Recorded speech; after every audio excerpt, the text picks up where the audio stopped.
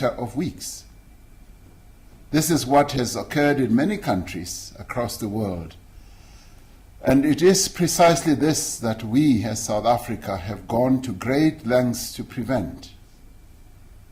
Very few health systems across the world, if any, are prepared for a sudden and exponential increase in people requiring treatment for a severe respiratory illness. As a result, if the virus spreads too quickly, there are not enough hospital beds, intensive care units, ventilators, personal protection equipment, or medicines for everyone who needs them.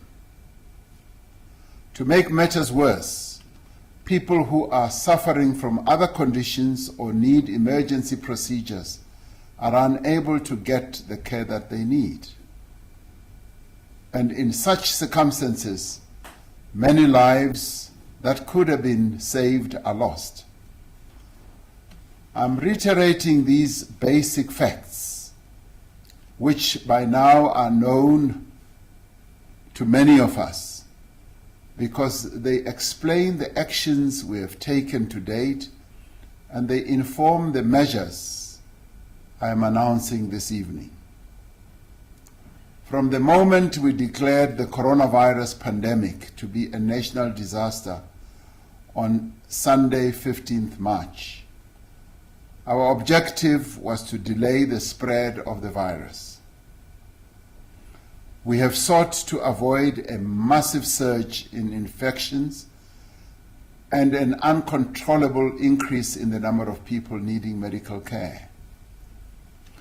Our approach has been based on the principles of social distancing, restriction of movement, and stringent basic hygiene practices.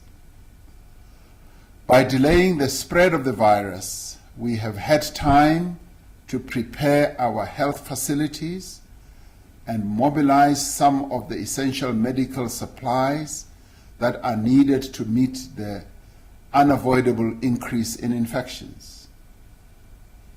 And it is in doing so that we hope to save tens of thousands of lives.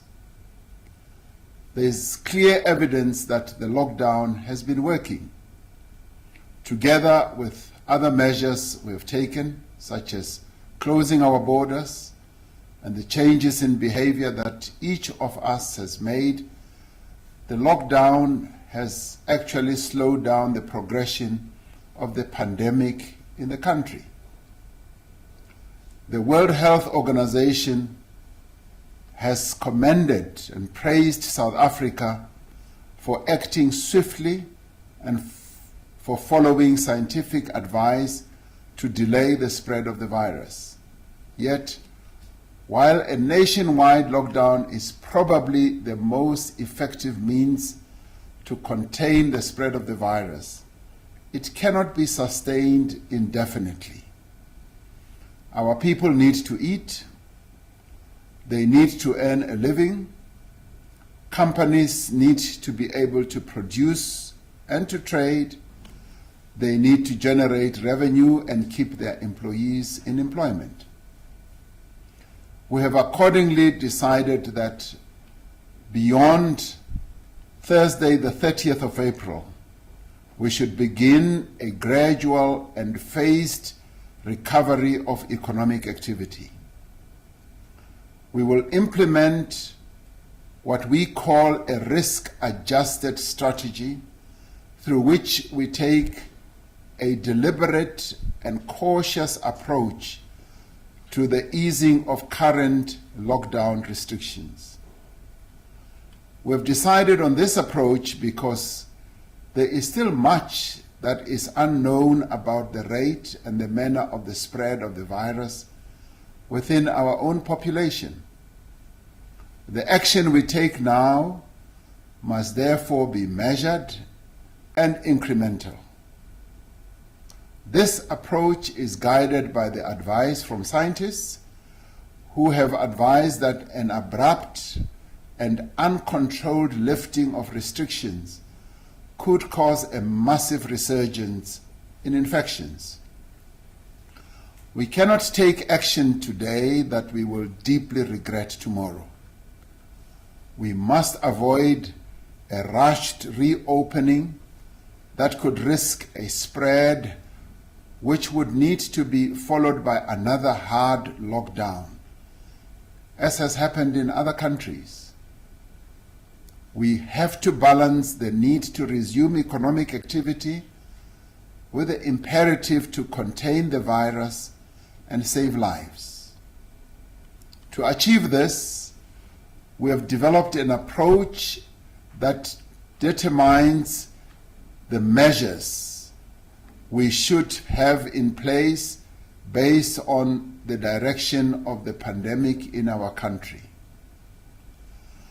As part of this approach, there will be 5 coronavirus levels.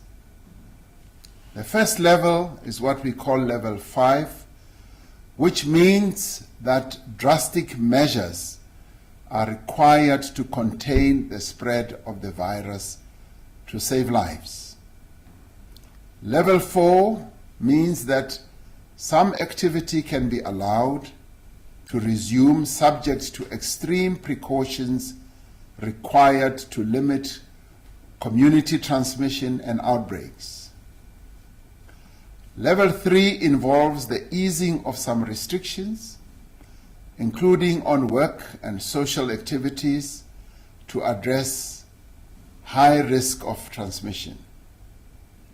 Level 2 involves the further easing of restrictions, but the maintenance of physical distancing and restrictions on some leisure and social activities to prevent a resurgence of the virus.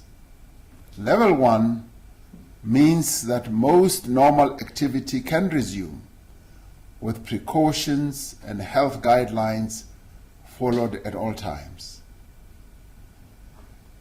To ensure that our response to the pandemic can be as precise and targeted as possible, there will be a national level and separate levels for each province, district, and metro in the country. We are currently at level 5, which requires a full national lockdown to contain the spread of the virus. This is the highest level of lockdown and was imposed when drastic action was necessary to curb transmission. The National CoronaVirus Command Council will determine the level based on an assessment of the infection rate and the capacity of our health system to provide care for those who need it. We have undertaken a detailed exercise to classify the different parts of the economy according to the risk of transmission in that sector, the expected impact of the lockdown, the economic contribution of the sector, and the effect on livelihoods. Our ministers will provide a detailed briefing on the classification of industries and how each is affected at each level. We will give all industry bodies an opportunity to consider these details and, should they wish, to make submissions before new regulations are gazetted, they are free to do so. The National Coronavirus Command Council met earlier today and determined that the National Coronavirus Alert level will be lowered from level 5 to level 4, with effect from Friday, the 1st of May. This means that some activity will be allowed to resume subject to extreme precautions to limit community transmission and outbreaks. Some businesses will be allowed to resume operations under specific conditions. Every business will have to adhere to detailed health and safety protocols to protect their employees, and workplace plans will have to be put in place to enable disease surveillance and prevent the spread of infection. All businesses that are permitted to resume operations will be required to do so in a phased manner.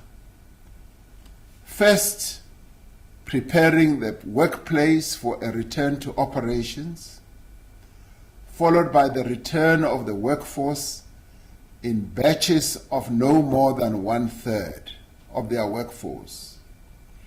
In some cases, a sector will not be able to return to full production during level 4, while the risk of infection remains high. These will be spelled out next week following a final round of consultations. Businesses will be encouraged to adopt a work-from-home strategy where possible. All staff who can work remotely must be allowed to do so. The relevant ministers will provide details on the process for the phased reopening of schools and other educational institutions. As we gradually ease the restrictions, it is necessary that many of the measures to contain the spread of the virus remain in place. When the country moves to level 4 on the 1st of May, the following will happen.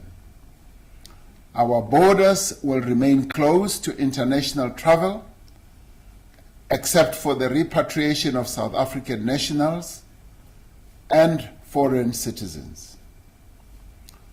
No travel will be allowed between provinces, except for the transportation of goods and exceptional circumstances such as funerals.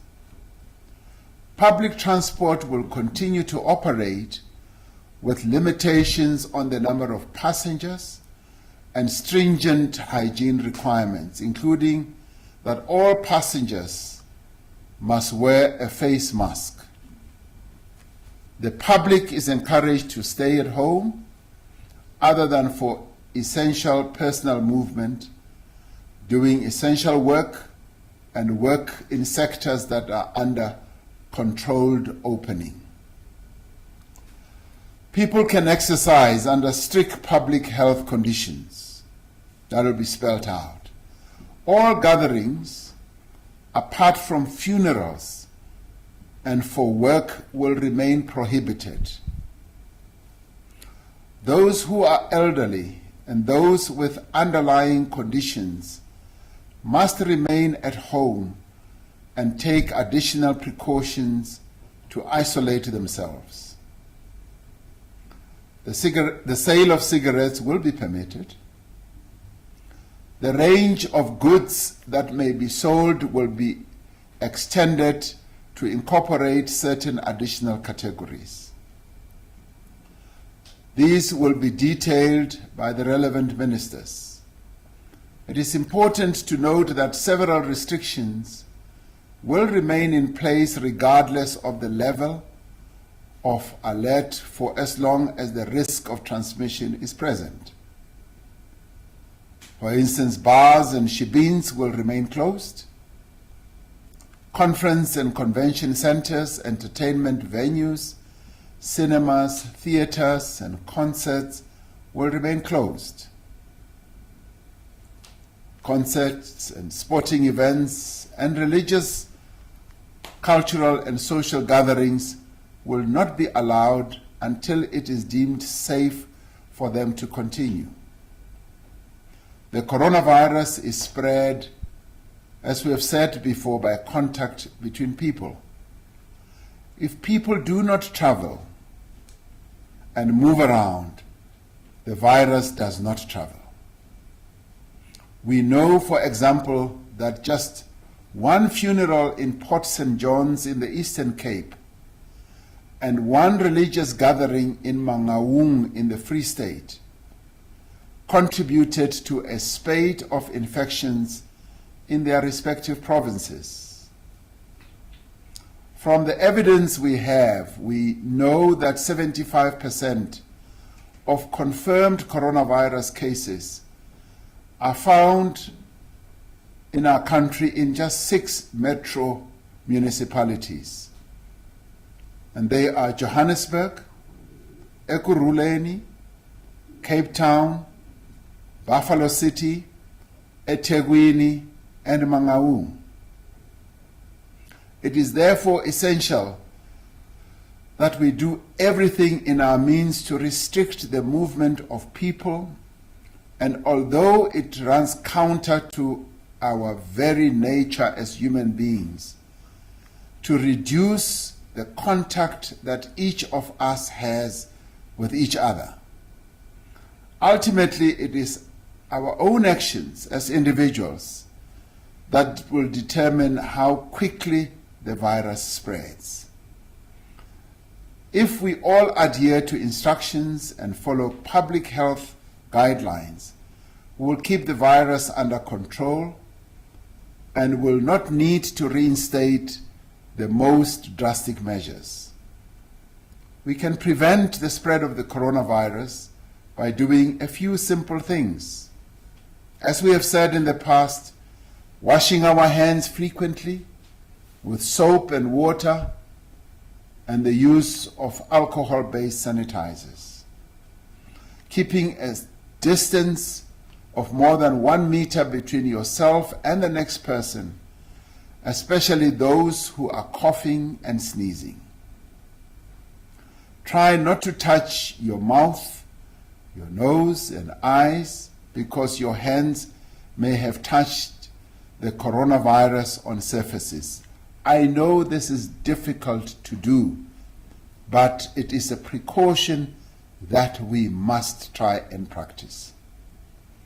When you cough or sneeze, cover your mouth and nose with your bent elbow or a tissue and dispose of the tissue right away. As we begin the easing of lockdown restrictions from the beginning of May, we are calling on all South Africans to wear a face mask whenever you leave home. Our clothing and textile industry, including small businesses, are gearing up to produce these masks on a mass scale. The extraordinary measures that we have put in place to combat the coronavirus pandemic have been matched by the extraordinary contributions of many South Africans. We pay tribute to them, the nurses, the doctors, the scientists, and the community screening field workers who are leading our public health response. We are committed to ensuring that they have all the resources they need, including adequate personal protection equipment and other recognition to undertake the work that is being asked of them. As we slowly ease the lockdown restrictions, we are substantially and rapidly increasing our public health response. We have already seen a huge increase in community screening and testing that is going on throughout the country. Guided by advice from the World Health Organization and the Africa Center for Disease Control and Prevention, we have joined other African countries in placing mass screening and testing at the center of the next phase of our response. Earlier in the week, I announced an additional allocation of 20 billion rand to our health response to ensure that we have the beds, the medicine, the equipment, and personnel that are required when the country experiences the peak of infections. This evening, I also want to pay tribute to those who are providing essential services and goods, the truck, taxi, bus and train drivers, the workers on our farms, in stores, at power stations, at water plants, at petrol stations, in the banks, in call centers, law enforcement officials, and security personnel. It is thanks to your efforts that we have been able to make such valuable progress in combating this pandemic. As part of expanding this effort, I have employed over 70,000 Defence Force personnel to assist with various parts of our coronavirus response. Until now, those Defence Force members that have been deployed have supported the South African Police Service in their responsibilities. They will continue to do so, but they will also be providing assistance in other essential areas, such as the provision of water supply, infrastructure, maintenance, and health services. This is a crucial moment in our struggle against the virus. It is a time for caution. It is also a time to act responsibly, but it is also a time for patience. There is no person who does not want to return to work and to normal life. There is no company that does not want to reopen its doors for normal economic activity. And there is no student who does not want to return to their classrooms and to their studies. Yet we are all called upon at some time in our lives to make great sacrifices for our own future and for the future of others. There are times when we must endure hardship and difficulty so that we can enjoy freedom and prosperity into the future. During the past 5 weeks, we have demonstrated to the entire world what a nation can achieve with courage, determination, and solidarity. We must not give up now. I'm asking you to stay strong and focused. I'm asking you to remain united. Let us continue staying at home. Let us continue staying safe. And thank you for all that you have done and continue to do. May God continue to bless South Africa and continue to protect her people. I thank you.